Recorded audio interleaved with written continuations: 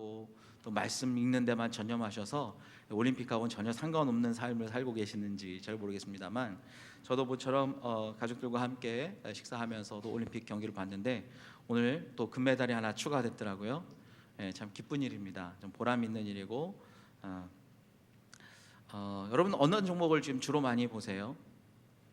뭐 그냥 하는 거 족족 다 보시는 분들 계시긴 하겠지만, 저는 이 컬링이라는 그 종목이 참 재밌어서 한번 보기 시작했는데 저희 아이들도 그걸 봤더라고요. 저도 모르는 사이에. 그래서 집에 가서 야 올림픽 한번 보자 그랬더니 컬링 여자 선수가 더블 테이크를 했어 그러더라고요.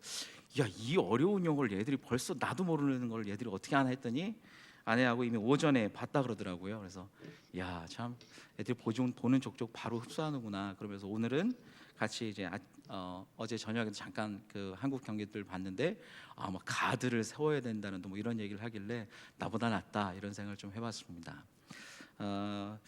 우리 교회에서 또 올림픽 하면, 동계올림픽 하면 꼭 생각나는 그 형제 한 명이 있죠. 이승훈 선수. 저는 뭐 전에는 그냥 어렴풋이 이름만 알고 있었던 사람이었는데 저희 이갑진 권사님 장례를 통해서 그 형제와 잠깐 얘기를 나눴는데 여전히 하나님 앞에서 신실하게 잘 살아가려고 노력하고 있고, 또 자기 자신의 이제 주종목은 바꿨지만 열심을 다하고 있는데 이번에 기록은 굉장히 많이 앞당겼더라고요. 아쉽게도 그냥 메달은 타지 못했지만 그래도 열심히 노력한 흔적이 있어서 참 기쁘고, 또 그냥 얼굴 한번 봤던 또 우리 교회 교인이었다는 그것만으로도 마음이 가는 분이긴 합니다. 이렇듯 이게 올림픽 대회에 참석하는 또 참가하는 선수들은 기관이나 그 종목에서 주관하는 협회에 의해서 선택되고 또 다른 나라에서 이렇게 데려오기도 하고 해외에서 받아오기도 합니다. 그런데 이 대회에 참여하게 하는 이 선수들을 택할 때 누구를 선택하고 또 그 목적은 무엇일까요? 일단 제일 잘하는 사람, 그리고 가능성이 있는 사람을 뽑을 것입니다. 그리고 그 목표는 뭐겠어요? 그냥 대회에 참가하는 데 의의를 갖는 것이 아니라 가능하면 가장 좋은 성적을 거둘 수 있도록, 또 거기에 선택을 받은 그 사람은 그 일에 대해 최선을 다해 자기가 맡은 바 훈련을 통해서 자기의 기량을 최극대화해서 참여하게 마련입니다. 무엇보다도 선수들을 뽑는 목적은 승리에 있고, 그렇다 보니까 가장 기량이 뛰어난 사람을 선택하기 마련 아니겠습니까? 그런데 모두가 다 1등을 하는 건 아니더라고요. 그렇죠? 저희 우리나라 선수들도 나가긴 했지만 메달권에 진입한 선수들도 있고, 또 자기의 기록을 갱신했지만 메달권에 진입 못하는 선수들도 있고. 근데 가만 보니까 제일 잘하는 사람은 그냥 세계 1위더라고요. 그러니까 우리나라에서 아무리 잘한다고 해도, 정말 최고의 선수를 뽑는다고 해도 온 세계 선수를 다 이기려면 정말 뼈를 깎는 고통과 인내의 시간들을 잘 이겨낸 사람들이 결국 메달을 성취하게 되고, 또 어떤 경우는 나면서부터 천부적으로 뭐 재질을 타고나야 한다는 그런 사람도 있긴 한데, 어찌하였든 저는 모든 선수들이 다 우리의 박수를 받아 마땅하고, 그 어느 한 사람도 훈련을 게을리하지 않았으리라 믿습니다. 그렇죠? 그러니까 우리가 모든 경기를 함께 박수치면서 보는 건 아니겠습니까? 그런 의미에서 하여튼 그 종목의 모든 올림픽에 참석한 선수들은 우리나라 최고의 선수들임은 분명하리라 믿습니다. 그렇죠?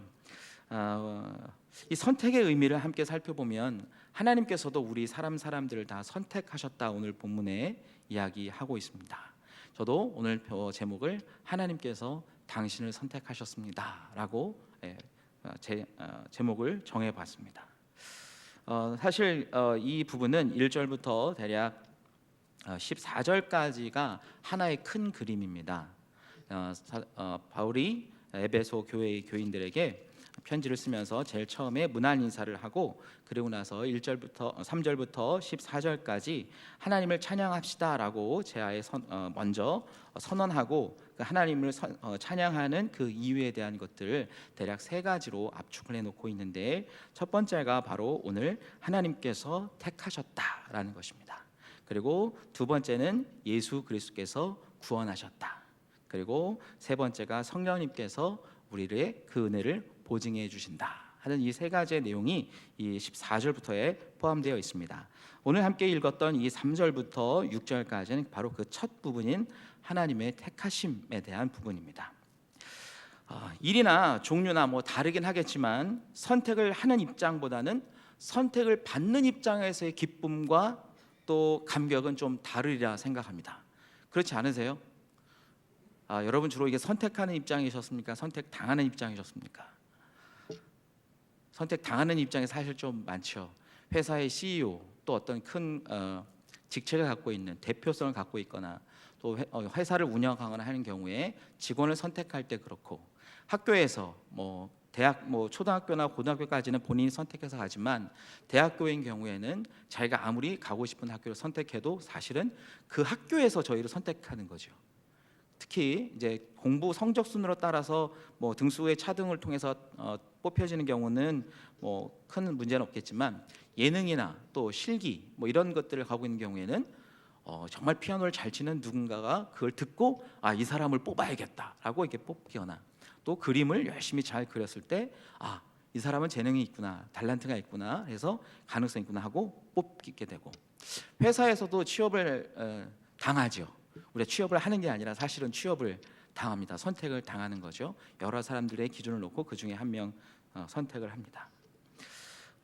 경선이나 뽑기는 이제 운이나 이런 것들이 따라야 하는 일도 사실 있기는 합니다. 그렇죠. 번호 뽑기, 그렇죠. 어느 행사나 뭐 이런 거 있을 때 사실은 뽑히면 기분 좋은 게, 회사에 입사 지원을 했는데 뽑히면 안 뽑히는 것보다 기분이 만 배는 좋고, 요즘 100만 배 이렇게 표현하긴 하지만, 또 학교도 우리가 뽑힘을 당하게 되면 참 좋고, 심지어는 행사 때 행운권 뽑기 뭐 이런 것만 뽑혀도 기분이 좋지 않습니까? 뭐 다행인지 불행인지 모르겠지만 저는 잘 안 뽑혀요. 이상하게 기도를 더 빡세게 해야 되는 건지, 그냥 뭐 저렇게 많이 뽑혀본 적은 없습니다. 좋은 일의 경우 선택을 받는 일은 참 기쁘고 복된 일입니다. 그런데 선택을 받으면서도 골치 아프고 곤란하고 힘든 경우가 있습니다.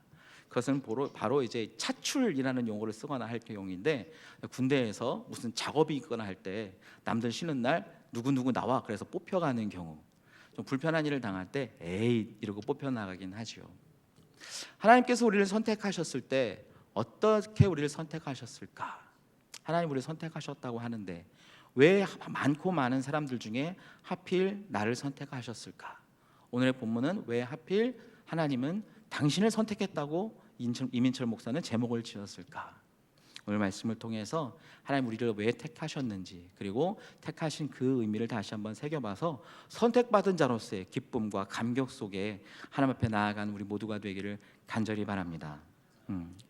하나님께서 우리를 택하셨는데, 구약 성경에도 보면 하나님께서 택한 몇몇 사람들이 있습니다. 특별히 어느 구석에서, 한 민족도 이루지 못할 한 구석 같은 곳에서 한 사람을 택하셨는데, 그 사람을 택한 이유는 바로 한 나라를 이루기 위해서였습니다. 아브라함이라는 한 사람을 택하셔서 그 사람을 멀리 아주 먼 곳으로 이동하게 하시고 그곳에서 터를 잡게 하시고, 그러고 났는데 갑자기 기근을 통해서 그의 자손들이 애굽이라는 큰 나라 밑으로 들어갔다가 다시 400년이 지난 이후에 다시 돌아와서 가나안 땅을 차지하게 되었을 때 그 사람을 통해서 나타난 것은 하나의 큰 나라였습니다. 그래서 그 나라를 통해서 하나님은 하나님을 대신해서 그 나라를 다스릴 왕을 선택하셨죠. 바로 우리가 잘 알고 있는 사울 왕도 선택하셨지만 더 귀한 왕인 다윗 왕을 선택하셨습니다. 하나님은 또 그렇게 세운 하나님의 나라를 잘 건설하고 유지할 수 있도록 많은 사람들을 사용하긴 하셨지만, 부득불 사용할 사람이 그때 완전한 하나님의 구원의 역사를 이루기 위해서 꼭 필요한 한 사람이 필요했는데, 그 사람을 콕 집으셔서 이 세상에 보내주셨는데 바로 예수라는 분을 택하셔서, 자기 아들을 택하셔서 이 땅에 보내셨습니다. 그리고 그분을 통해서 귀한 사람들 12명을 택하셨고, 그분들을 통해서 지금 우리 온 세계에 하나님의 복음이 증거되었죠. 하나님이 뭔가를 택하는 경우, 한 사람을 택하는 경우에는 어떻게 보면 보잘것없는 한 사람일 수 있긴 하겠지만, 어느 지역에 아주 척박한 땅에 있는 외로운 사람일 수도 있긴 하겠지만, 그 사람의 일생을 통해서 나타나는 후대의 열매들을 보면 굉장히 큰 하나님의 역사를, 하나님의 계획을 그 사람 안에 두고 계셨다는 것을 우리는 발견하고 있습니다.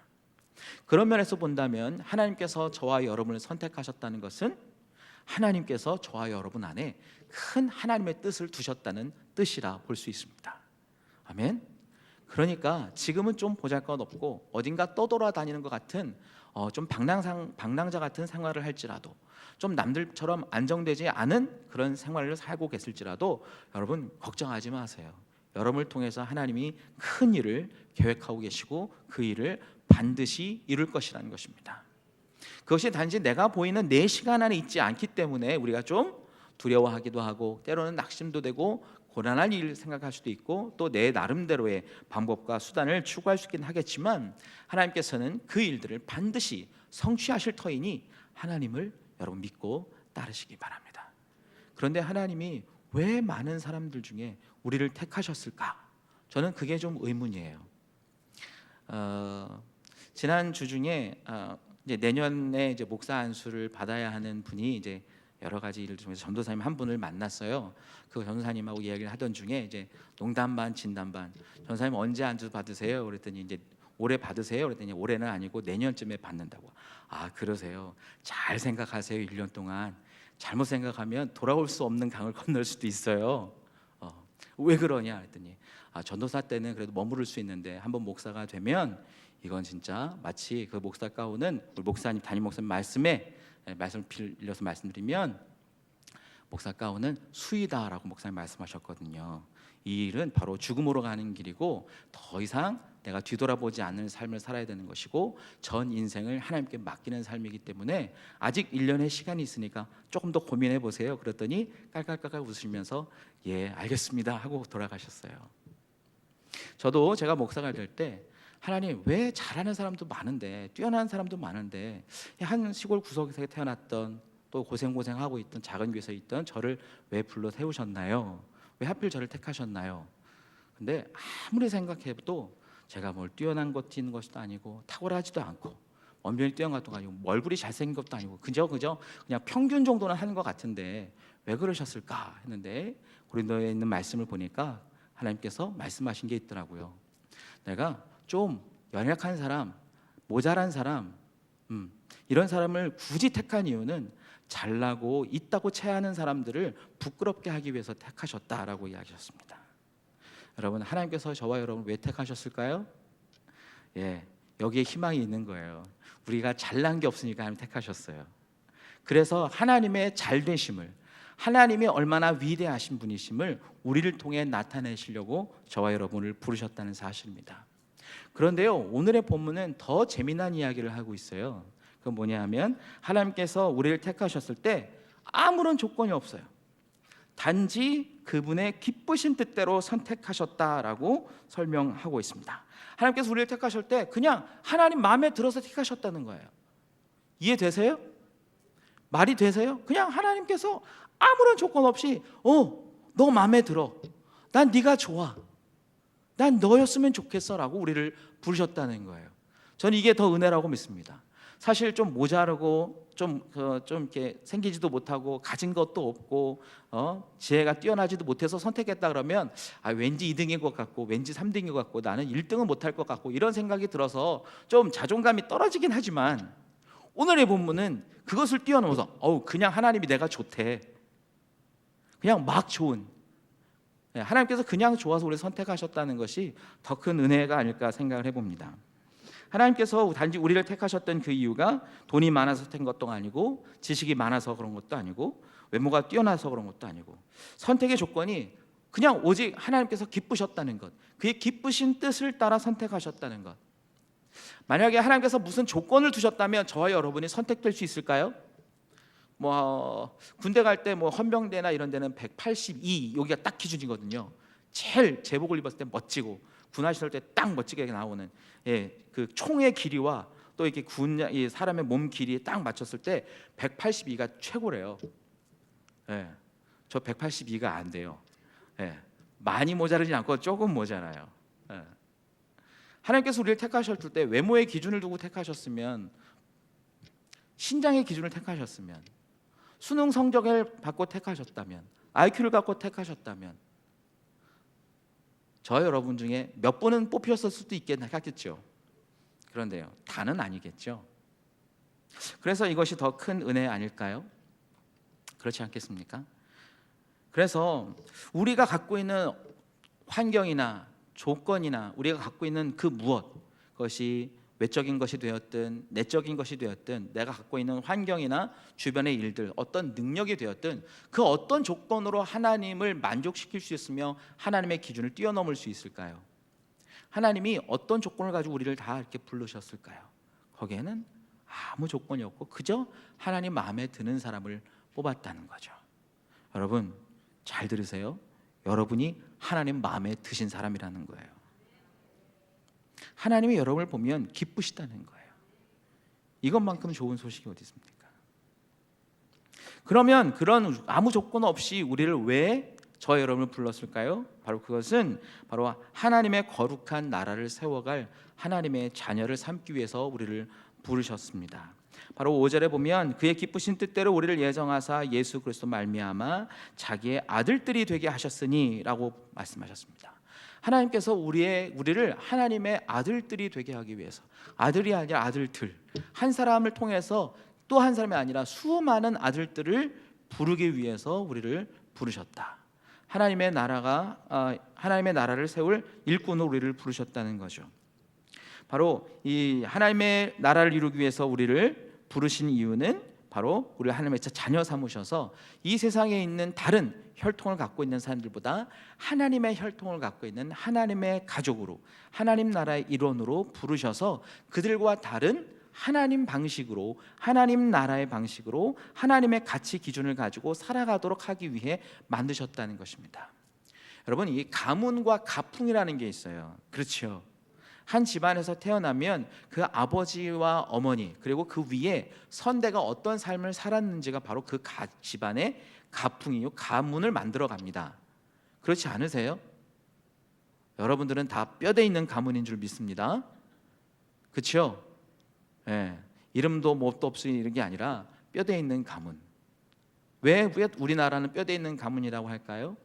그 가문을 통해서 내려오는 가르침과 삶의 방식 그리고 기준이 다르기 때문입니다. 하나님께서는 타락한 인간을 속에서 살고 있는 우리를 구태여 부르셔서 하나님의 백성이 되게 하시고 하나님의 자녀가 되게 하신 것은 그들의 삶의 방식에서 떠나 바로 하나님의 자녀로서의 삶의 방식을 따르도록 우리를 훈계하시고 우리를 양육하셔서 하나님을 모르는, 하나님 진영 밖에 있는 하나님의 자녀 외인인 하나님의 가족 밖에 있는 사람들과 전혀 다른 삶의 방식을 갖고 살아가도록 만드시고 그들을 통해서 이루실 하나님의 나라를 이루기 위해서 자녀를 삼으셨다는 것입니다. 자, 왜 하나님은 우리를 구태여 부르셨을까요? 바로 하나님의 독특한 하나님을 보여내기 위해서입니다. 이 세상에 같지 않은, 사단의 권세와 같지 않은, 이 세상의 조류를 따르지 않는 많은 사람들이 자기의 탐심과 자기의 욕심을 따라 살아가고 있는데 그것들과 다른 하나님을 위해서 사는 특별한 존재들이 있고 그 존재들이 왜 필요하냐? 누군가를 숭배하고 그분을 따라서 사는, 가르침을 따라 사는 것. 그래서 그 자녀들을 통해 그 아버지가 누구인지, 그 아버지를 통해 그 할아버지가 누구인지, 그 할아버지를 통해서 그들을 뿌리에 내리신 그 삶의 기준을 정하는 가치 기준을 만든 분이 누구인지를 알게 하신다는 거죠. 그래서 자녀를 보면 부모를 알 수 있다 그러잖아요. 그렇죠? 안 그렇던가요? 네, 그래요. 가만 보면 자녀를 보면 부모를 알 수 있어요. 그래서 학교 교육보다 더 중요한 게 가정 교육이라고 얘기하는데 요즘에는 가정 교육을 시킬 시간이 없어서 애들이 철딱서니가 여러분, 하나님은요 우리를 가정교육 시키기 위해서 우리를 부르셨다는 거예요. 하나님의 자녀의 방식으로, 하나님의 가르침대로 성경적 원리를 따라 살아가도록 하기 위해서 우리를 부르셔서 구태여 자녀를 삼으셨다는 것입니다. 하나님은 이스라엘 백성들을 주변 나라와 구별되게 하셔야 했습니다. 왜냐하면 그들은 철저하게 자기의 욕심과 자기의 이득과 자기의 만족을 위해서, 육체적 쾌락을 위해서 살아가던 사람이었기 때문에 그것보다 더 숭고한 가치인 이 세상을 만드신 하나님을 아버지로 둔, 하나님을 영원한 왕으로 섬기는 사람들의 삶이 얼마나 특별한지, 그리고 그런 특별한 삶을 사는 그 사람들을 지키는 그 하나님이 얼마나 위대하신지를 보여주기 위해서 이스라엘 백성들을 구분하셨어요. 지금 이 시대를 사는 2018년도를 살아가는 우리를 구태여 부르신 이유는 우리를 지키시고 우리를 돌보시고 우리의 아버지이신 하나님이 어떠한 분이신지를 이 세상 사람들에게 보여줌으로써 하나님이 얼마나 위대한 분이신지를 나타내시기 위해 저와 여러분을 부르셨고 그렇게 가르치신다는 거죠. 그러니까 저와 여러분은 하나님께서 부르신 특별한 이유가 있다는 것입니다. 특별히 오늘 본문에 보면 하나님께서 우리를 부르셨는데, 우리를 택하셨는데 우리로 사랑 안에서 그 앞에 거룩하고 흠이 없게 하시려고 하시면서 우리 부르신 목적을 또 하나로 설명해 놓고 있어요. 여러분, 거룩하고 흠이 없다라는 말을 딱 들을 때 제일 먼저 생각나는 것은 무엇인가요? 저는 제사가 떠올랐어요. 그리고 제사장이 떠올랐고 제물이 떠올랐습니다. 무슨 이야기인지 아시겠죠? 하나님이 우리를 불러서 거룩하고 흠이 없게 만들려고 하신 이유는 하나님 앞에 드려진 삶, 하나님께서 받으시는 삶, 그리고 이 세상과 구별되어 독특한 하나님의 가치를 가지고 분별된 삶을 살아가도록, 그리고 상턴하지 아니하도록, 다치지 아니하도록 돌보시고 보호하기 위해서 우리를 부르셨다는 것이죠. 이해되십니까? 네. 하나님께서 많은 사람들 중에 저와 여러분을 이렇게 부르신 이유는 세상과 다른 방식을 삶함으로써 뚜렷하게 하나님을 드러나게 할 뿐만 아니라 우리의 일생을 받으시고 우리가 거룩한 산 제물이 되어서 우리를 받으시고 우리를 통해서 그렇게 거룩한 산 제물이 되기 위해서 우리를 보호하시기 위해, 흠이 없게 하시기 위해, 다치지 않도록 하기 위해, 사단의 권세로부터 해함을 받지 않도록, 속임을 당하지 않도록 우리를 지키시기에 우리를 부르셨다는 것입니다. 이것이 얼마나 큰 은혜입니까? 버려진 인생이 아니라 하나님 불러서 그 안에 품으셨다는 것만으로도 우리는 우리의 인생이 얼마나 위대한 가치를 갖고 있는지를 볼 수 있다는 것이죠. 하나님 앞에 드려지는 완벽한 제사를 드릴 경우에는 바로 흠이 없는, 제사를 드리러 들어가는 제사장도 거룩한 사람이어야 하며 흠이 없는 사람이고 드려지는 제물도 흠이 없어야 합니다. 이미 예수님께서는 거룩한 제사를 통해서 완전한 제사를 드리셨어요. 본인 스스로가 귀한 제물, 흠이 없는, 죄 없는 제물이 되어서 십자가에서 달려 돌아가셨습니다. 그리고 그것을 믿는 우리에게도 동일한 은혜로 우리의 삶을 드릴 수 있고 우리의 삶을 흠이 없게 만드시는 하나님의 자녀로 부르셨다는 거죠. 그래서 우리를 하나님의 아들로 삼으신다는 것입니다.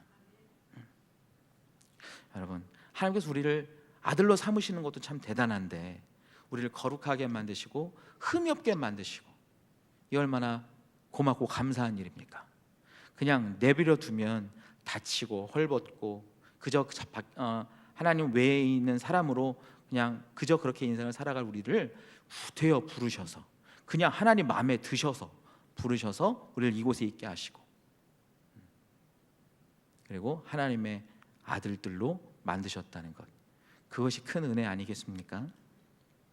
그런데 하나님은 그렇게 하셔서 우리를 통하여서 하나님의 가문을 만들어 가신다는 거죠. 우리가 하나님의 거룩한 씨를 가지고 하나님의 거룩한 혈통을 가지고 예수의 피를 가지고 한 몸 한 공동체가 되어서 하나님의 나라를 이루갈 한 사람 한 사람으로 세워진다는 것입니다. 그러면 하나님께서 우리를 나라를 만드시기 위해서 하셨는데 그러면 무조건 아들로 부르신다고 그냥 거룩하고 흠이 없기만 하면 하나님의 나라의 백성으로, 하나님의 나라의 일꾼으로, 하나님의 집에 자녀가 다 될 수 있을까요? 바로 하나님의 가풍과 하나님의 가르침, 하나님의 진리, 하나님을 닮은 교육이 있어야 되잖아요. 그것은 바로 하나님께서 우리를 그렇게 교제하도록 부르셨다는 의미를 포함하고 있습니다. 하나님은 우리와 교제하기 위해서 우리를 아들 되게 하셨다는 거죠. 하나님은 하나님 자신을 우리의 아들을 통해 우리에게 보여주셨습니다. 우리가 하나님을 본 사람이 없잖아요. 그런데 하나님을 마치 본 것과 똑같은 분을 본 사람들은 있었습니다. 바로 2000년 전에 예수님 오셨을 때 예수님을 목격한 사람들은 바로 하나님을 본 것과 같다고 하셨기 때문에 그분들은 마치 하나님을 보셨습니다. 누구를 통해서? 그 아들을 통해서. 재미있을 수도 있고 재미없을 수도 있는데 제가 이제 그 숭인동 쪽에서 잠시 살 때 저희 가족을 한 번도 보지 못한 저희 교회 권사님이 계십니다. 저희 집 근처에 사시는데 어느 날 집에 갔는데 제 아내가 얘기하는 거예요. 여보, 오늘 어떤 권사님이 이 근처에 사시나 봐. 근데 우리를 알아보셨어. 에? 어떤 분인데 뭐 이 권사님이라고 얘기를 하셨다 그러더라고. 아, 그래. 나는 알 텐데 어떻게 당신을 봤을까? 그랬는데 그분께서 말씀하시는데 그 장면을 우리 아내가 어떻게 표현했냐면, 쭉 지나가고 있는데 아이의 손을 잡고 지나가고 있는데 어떤 여자분이 오셔서 저 혹시 이민철 목사님 가족 아니세요? 물어보시더래요. 그래서 맞다고 그랬더니 어머, 당연한 것 같아요. 아들을 보니까 똑같이 생겼어요. 네. 무슨 이야기인지 이해되시죠? 저를 보지 않아도 제 아들을 보면 저의 가족을 알 수 있다는 거죠. 하나님께서 우리를 아들로 만드셨을 때, 우리가 하나님을 바라보지 못할 때 하나님의 아들을 통해서 마치 하나님을 알아볼 수 있도록 예수님을 보내주셔서 우리로 하여금 하나님과 교제할 수 있는, 하나님을 알아볼 수 있는 통로로 사용하셨다는 것입니다. 하나님과 가장 닮은 꼴이 누구겠습니까? 바로 예수님이시죠.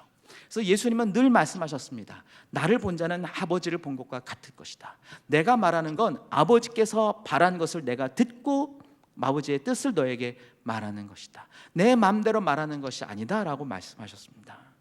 그러니까 예수님을 만난 사람들은 바로 하나님을 만났고, 예수님의 음성을 들은 사람들은 하나님의 음성을 듣는 것이고, 예수님을 통해서 하나님의 뜻을 얻은 사람은 하나님의 뜻을 얻은 것과 같다는 것이죠. 여러분, 하나님께서 왜 이 아들을 주셨을까요? 바로 우리와 말하기 위해서, 우리에게 자신을 보여주기 위해서, 우리로 하여금 하나님께 나아갈 수 있는 길을 열어주기 위해서, 결국은 하나님과 우리와 이야기할 수 있는 길을 열어놓으신 것입니다. 예수님 스스로도 말씀하셨어요. 본인은 중보자가 되시겠다고. 우리가 하나님과 교제할 수 있는 유일한 채널인 바로 예수 그리스도를 우리에게 주심으로 우리가 하나님과 교제할 수 있는 길을 열어놓으신 것입니다. 그래서 하나님은 자기 아들에게 자기의 생각을 다 이야기해 주셨고, 하나님은 자기 아들에게 자기의 능력을 다 주셨습니다. 그리고 하나님은 자기의 아들을 통해 일하셨습니다. 자, 그러면 이게 중요한 거예요. 저와 여러분은 하나님의 아들입니까? 딸이시죠? 아들도 있고 딸도 있죠. 근데 이 아들들이라고 표현하는 그 안에는 하나님의 자녀의 의미가 포함되어 있다는 것입니다. 그러면 제가 다시 한번 묻겠습니다. 저와 여러분은 하나님의 자녀임이 분명하십니까? 아멘. 그러면 하나님은 우리 안에 자기의 생각을 이미 주셨습니다. 하나님은 자기의 능력을 우리에게도 주셨습니다. 하나님은 우리 자녀인 우리를 통해서 일하실 것입니다. 그리고 하나님은 우리를 통해서 하나님 자신을 이 땅에 보이실 것입니다. 그러기 위해서 우리를 부르셨다는 거죠. 그런데 우리는 하나님을 닮은 줄 모른다는 거예요. 우리는 하나님의 능력을 갖고 있는 줄 모른다는 거예요. 자기의 능력이 얼마나 대단한지를 모르기 때문에 쓸 수가 없어요. 써보지도 않아요. 얼마나 무한한 가능성을 갖고 있는지, 능력이 얼마나 대단한지 모르니까 안 써보는 거죠. 거꾸로 말하면 써보질 않으니까 얼마나 대단한지를 모를 수도 있습니다. 하나님께서는 저와 여러분을 하나님의 능력의 통로로 사용하고 계시고, 하나님의 사역의 도구요, 하나님 은혜의 통로로 사용하신다는 겁니다.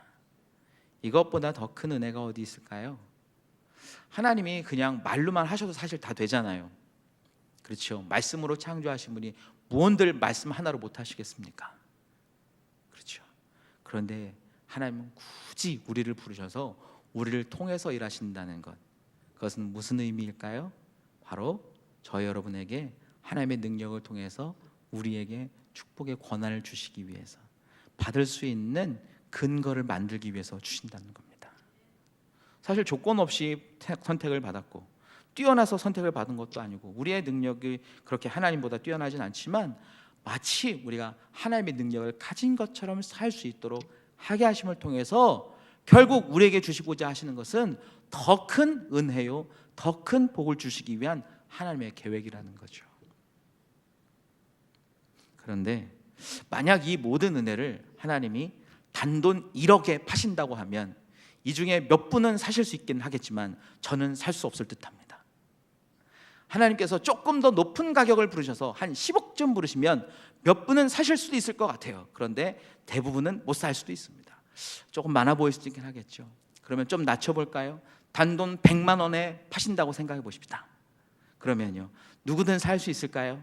아니요, 우리 아이들은 살 수 없을 거예요. 오늘 본문에 보면 하나님께서 이 모든 것들을 거저 주셨다. 값을 매기지 않고 거저 주셨습니다. 그러니까 사람들이 귀한 줄 몰라요. 공짜는 당연히 주는 줄 알아요. 그런데 귀한 줄 몰라요. 만약 하나님께서 가격을 제시하셨고 거기에 일정 금액의 가격표를 붙이셨다면 생각보다 그것을 얻는데 많은 사람들이 노력할 것입니다. 그 일에 매진할 것입니다. 그것을 얻기 위해서 무던히 노력할 것이고 그것을 이루기 위해, 그것을 획득하기 위해 사람들은 끊임없이 서로를 밟으며 일어설 것입니다. 그렇지 않을까요? 그걸 얻기 위해서 무슨 방법이라도 써야 얻을 텐데 내가 갖고 있는 내 능력에 한계가 있는데요. 우리는 돈이 많지도 않잖아요. 부모로부터 물려받은 재산이 많지도 않잖아요. 그렇다고 실력이 아주 탁월합니까? 너무 부정적으로만 얘기해서 미안하긴 합니다만 천부적으로 하나님께서 부여해 주신 뭐 특별한 능력 같은 거 있으십니까? 재능이 있으세요? 있는데도 잘 몰랐을 수도 있긴 하겠지만 우리는 그렇게 아주 대단한 사람들은 아닌 듯합니다. 그럼에도 불구하고 무언가 그것을 어떤 기준을 만족시켜야만 얻는다고 한다면 우리는 그것을 얻기 위해 정말 열심히 노력하겠지만 그 일을 이루기 위해서 누군가는 짓밟힘을 당해야겠죠. 누군가는 편법에 의해 희생을 당할 수도 있긴 하겠죠.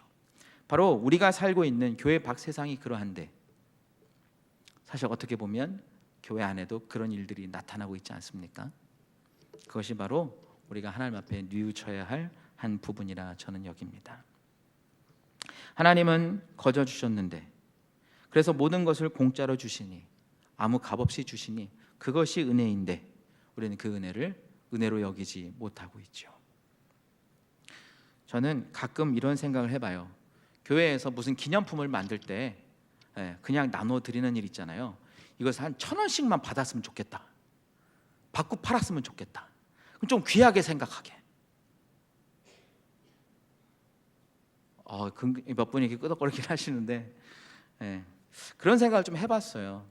그러면 함부로 하지 않고 귀하게 여기고 소중하게 가치할 텐데 작은 것이지만 자기가 대가를 치를 때 그것에 대한 가치를 갖고 있는데 만약 하나님께서 그런 가치를 우리에게 매기신다면 얼마만큼의 가치를 부여할 수 있을까? 저는 그것을 값으로 환산할 수 없기 때문에 예수님을 통해서 그 값을 치르셨다고 저는 믿습니다. 얼마나 대단한 가격인지 목숨값이라는 거죠. 그렇잖아요. 그래서 여러분은 바로 예수님만큼의 생명의 가치를 갖고 있기 때문에 하나님께 소중한 존재라는 것입니다. 그래서 무엇을 주어도 아깝지 않은 분들이 바로 여러분과 저입니다. 하나님은 그렇게 저희를 부르셨고 저희와 여러분을 택하셨습니다. 그래서 하나님은 여러분을 택하셨다는 거예요. 그런데 사도 바울은 하나님께서 우리를 택하셨는데 그렇기 때문에 무엇을 하자라고 얘기했냐? 바로 하나님을 찬송하리로다 그랬어요. 하나님을 찬송하리로다.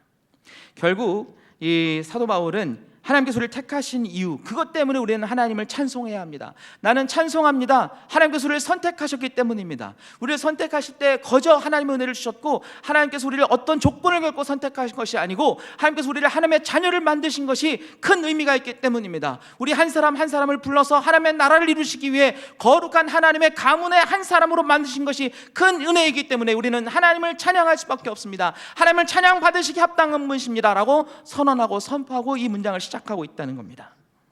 여러분, 이것이 큰 은혜 아니겠습니까? 여러분, 하나님을 찬양하는데 어떤 이유가 있습니까? 여러분이 하나님을 찬양하는 근거는 무엇입니까? 사도 바울의 이야기처럼 우리는 하나님을 찬양할 수 없는 존재였어요. 그런데 하나님을 찬양할 수 있는 존재로 우리를 바꾸어 주셨어요. 그렇기 때문에 우리는 찬양해야 합니다.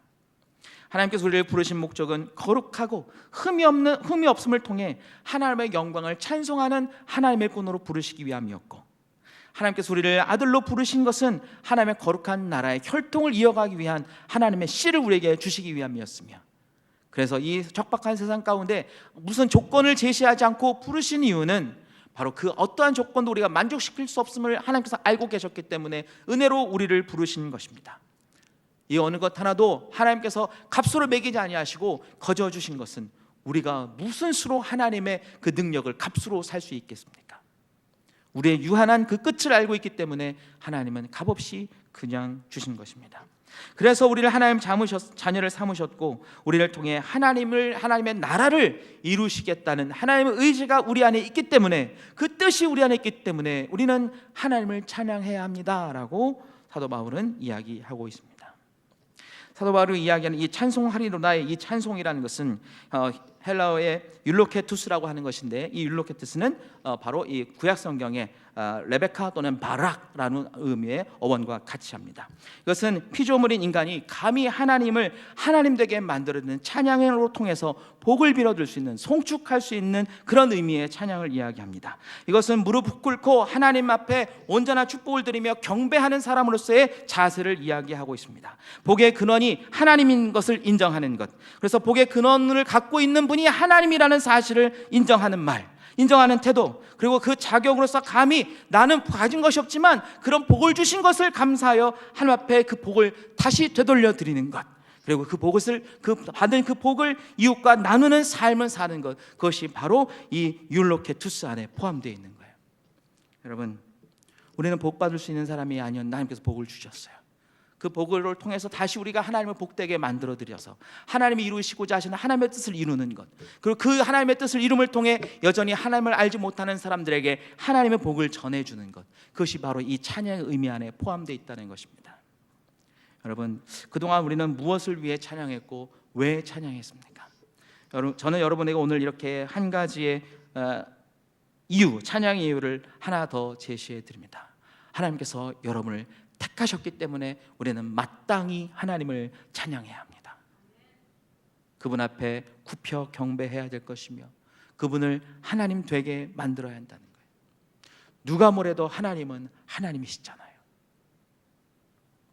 그리고 하나님께서 우리를 통해 이루고자 하시는 하나님의 나라를 저와 여러분의 삶을 통해 증거해내고, 그 하나님의 나라가 있다는 것을 이 땅에 보여줌으로써 이 하나님 나라의 구성원이 하나 더 늘어나게 되는 것, 우리를 통해 하나님의 복이 흘러가도록 하게 하는 것, 그것이 바로 저와 여러분의 찬양하는 삶인 것입니다. 오늘 본문에는 그러한 사람들에게 하나님께서 무언가 특별한 것을 주신다고 하셨는데, 바로 그것은 하늘에 속한 모든 신령한 복을 우리에게 주시되 라고 표현했습니다. 신령한 복, 여러분, 신령한 복이 어떤 의미를 갖고 있을까요? 저는 다른 것도 많이 있지만 성령을 통해서 우리가 얻는 복이라 생각합니다. 성령을 통해서 얻을 수 있는 성령의 열매들, 성령의 능력들, 성령의 은사들, 그것을 우리에게 줄 수 있다는 거예요. 사실 종교라고 하는 것은 좀 신비한 게 있을 때 힘을 발휘합니다. 그렇지 않으세요? 안 그런가요? 안 그렇다면 왜 사람들이 점 보러 가겠어요? 점 보면 신기하잖아요. 귀신이 그들의 것을 다 알고 알려주니까.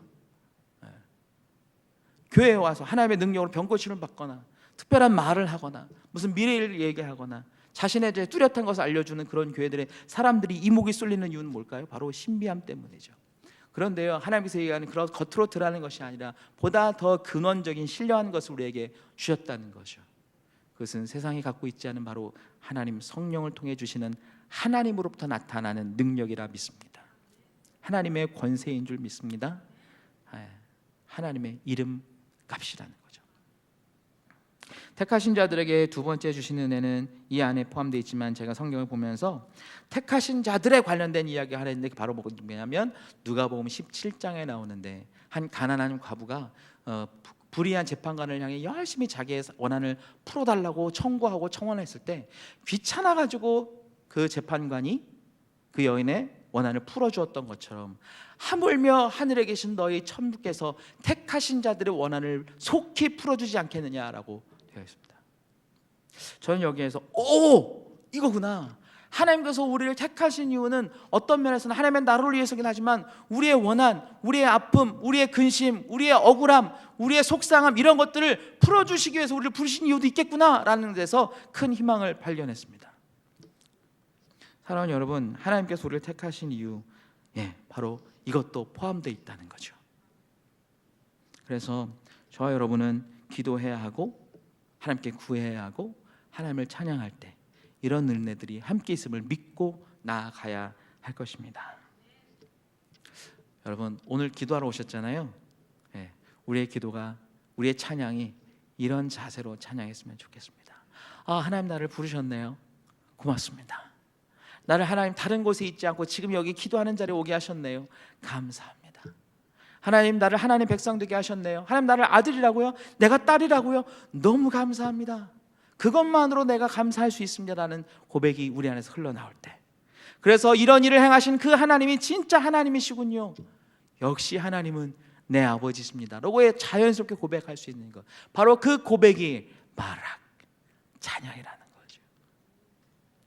여러분, 오늘 우리가 함께 기도해야 할 때, 함께 기도하며 나아갈 때 이렇게 하나님의 은혜를 구하고 또 하늘로부터 임하는 그 신령한 하나님의 은혜를 함께 구해가며 하나님을 통해서 하나님께서 우리의 원한, 우리의 불편함, 우리의 고난을 해결하실 것을 믿음으로 함께 간구해 나가십시다. 그렇게 해서 오늘 우리의 기도가 정말 기쁨의 찬양이 되고 곡조에 있는 노래가 되고 기도가 되고 호흡이 될 때, 하나님께서 우리에게 부여해 주신, 우리를 굳이 택하시는 그 하나님의 택하심이, 우리 선택하심이 이 땅에 유효한 사건이 될 줄 믿습니다. 여러분, 하나님이 저와 여러분을 택하셨습니다. 기도하겠습니다. 하나님, 감사합니다. 택해 주셔서 감사합니다. 자녀 삼아 주셔서 감사합니다. 우리에게 조건을 제시하지 않으시고 그저 기쁜 마음으로 선택해 주셔서 감사합니다. 하나님, 그저 하나님 자녀된 것도 감사한 일인데 우리를 택하셔서 우리를 하나님의 닮은 꼴을 만드셔서 하나님의 나라의 일꾼을 세워가게 하시고 하나님의 나라를 이룰 수 있도록 인도하여 주심에 감사합니다. 우리가 더 큰 믿음의 삶을 살아갈 수 있도록 오늘도 역사하여 주시옵소서. 예수님의 이름으로 기도합니다.